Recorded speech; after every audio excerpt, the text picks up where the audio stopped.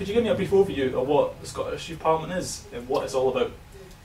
The Scottish Youth Parliament aims to be a collective voice for young people in Scotland. The way that the structure works is that we have young people elected to represent constituencies all over Scotland, 2 for each MSP that you would have. And from those constituencies we form the national Scottish Youth Parliament, along with representatives from national voluntary organisations like Down Syndrome Scotland or Quarriers.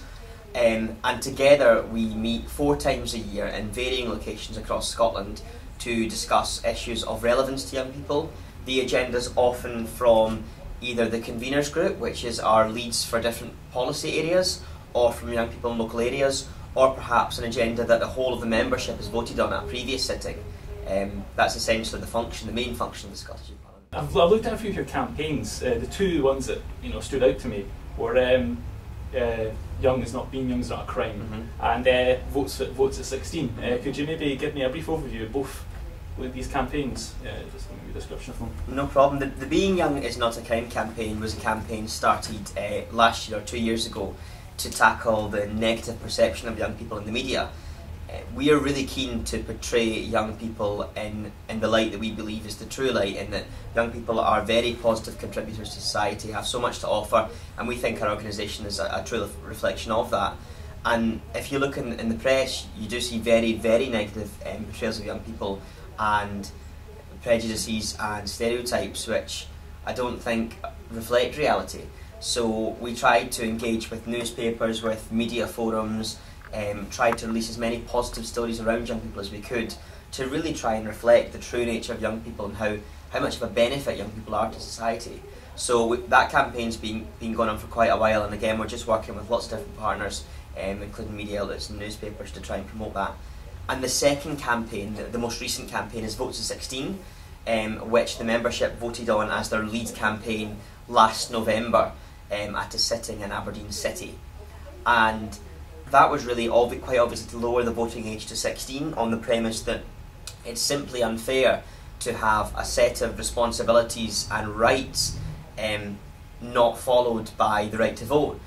For example, you can, as you know, own your own home, you can get married, 17 years and 9 months you can die and fight for the army, you are liable to pay taxes for the government which you can't elect. So we just sought to make the system fairer for young people and more proportional to the rights and responsibilities that they enjoy.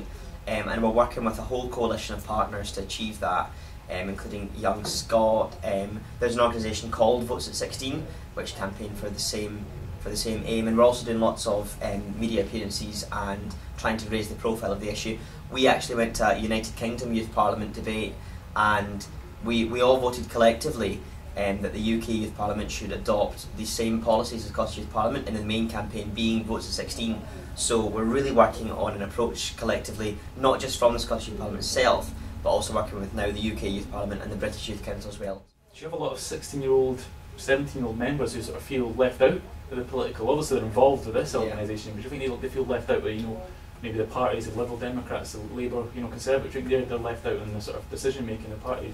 I think that's something that concerns a lot of your members. I think so. I think there's a body of young people in Scotland who feel perhaps disenfranchised from the political system, and some of those individuals perhaps use the Scottish Youth Parliament as a way of voicing their concerns, raising their issues in a non-partisan environment, even though that might not be their chosen way of expressing that, but that's what they do.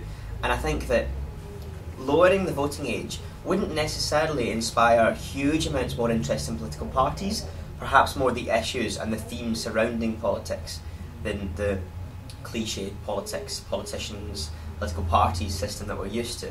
So I think there's a distinction between politics as young people see it, and the issues and the bone of contention in the debate, and the traditional political parties, systems and processes that sometimes are very far removed from everyday life. Why are people not engaging in politics and not being interested? Because of course it's important.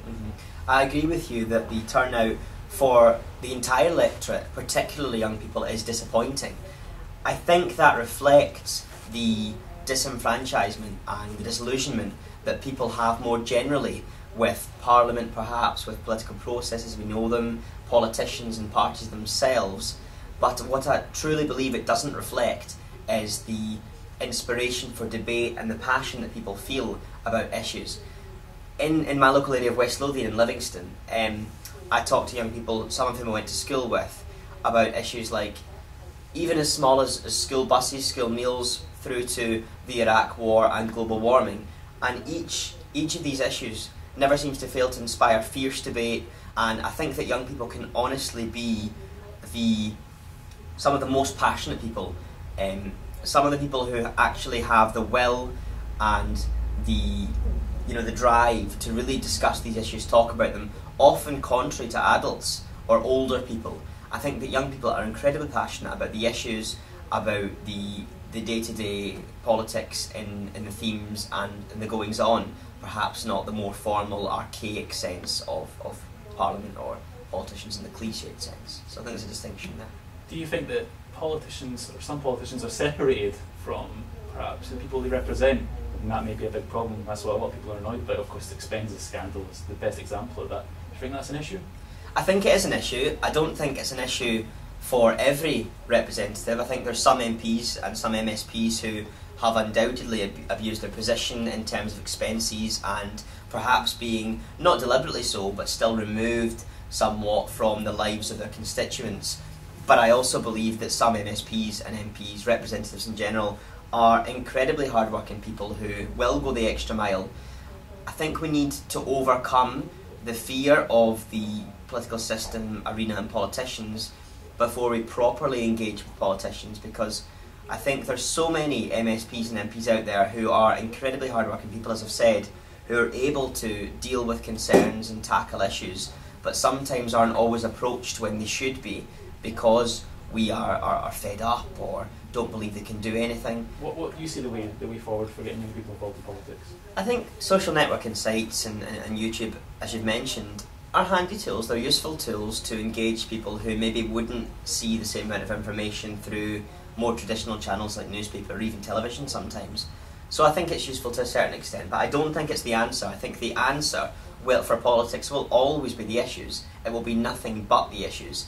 And we've got to look at the tools we use to engage young people and many other members of the electorate with these issues, but I think they're just that, they're tools, and they're not the end in themselves. So we need to make sure that when we debate issues, when people get passionate about a specific point or something that's going on in day-to-day life, that they recognise then that can be changed, they can have an influence, they can make a difference in that. And organisations like the Scottish Youth Parliament and many others aim to show people the connection between everyday frustrations and concerns and politics, and how politics can help you make that change. One thing that always strikes me is that older people, the pensioners and retired individuals, do seem to generate a lot more attention than young people do. And I think sometimes that is because they're more likely to be listened to by politicians because they are a higher percentage of the electorate. They're more likely to vote, it's just a fact. And I think that young people, once they get more involved in politics and political structures, and we hope to achieve that aim, that perhaps there'll be a shift in culture, there'll be a shift in the way that politicians listen to and look at young people. Again, I think there's some MPs and MSPs, MEPs even, who don't want to engage very often with young people, or do so in quite a tokenistic way, and I don't think that's the way forward. Equally, I think there's some representatives who are desperate to engage with young people, and it's about making sure we have the links in place so they can do that. So yeah, I think there needs to be more done to link up young people and politicians and engage young people in politics, but I think that works on both sides, and we need to make sure we've got a system in place that encourages all members of the electorate to be more engaged with the representatives.